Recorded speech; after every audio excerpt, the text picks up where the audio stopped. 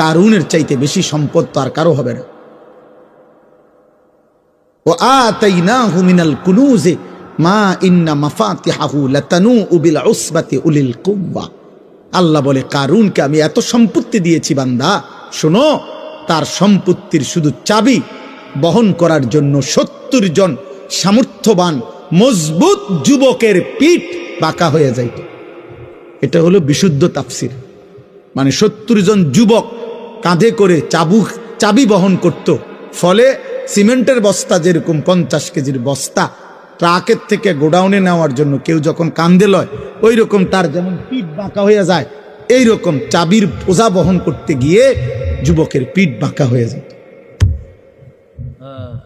তো কোরআন শরীফের আয়াত। হাফিজ আব্দুল্লাহ আছে, আমি না সুন্দর করে পড়তে পারি না। আবু হানিফ ভাই তো আবু হানিফ ভাই, আল্লাহ কবুল করেন। আল্লাহ বলেন এত সম্পত্তি আমি তারে দিছি। আর যেদিন আল্লাহ তারে বলছে কারুন যাকাত দাও, আমি দিছি তোমারে। ওয়াবতাগি ফীমা আতাকাল্লাহুদ দারাল আখিরা, আখিরাতের পুঁজি তালাশ করো, সম্পদের যাকাত দাও, আমি দিছি। খোদার কসম কোরআন শরীফে আছে সূরা কাসাসের মধ্যে। কারুন তখন কি বলছে? ক্বালা ইন্নামা উতীতুহু আলা ইলমিন ইনদি।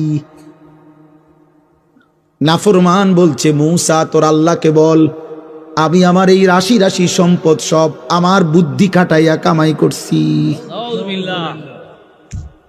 ক্বালা ইন্নামা উতীতুহু আলা ইলমিন ইনদি, আমার নিজের যোগ্যতা দিয়ে আমি পয়সাগুলো রোজগার করেছি।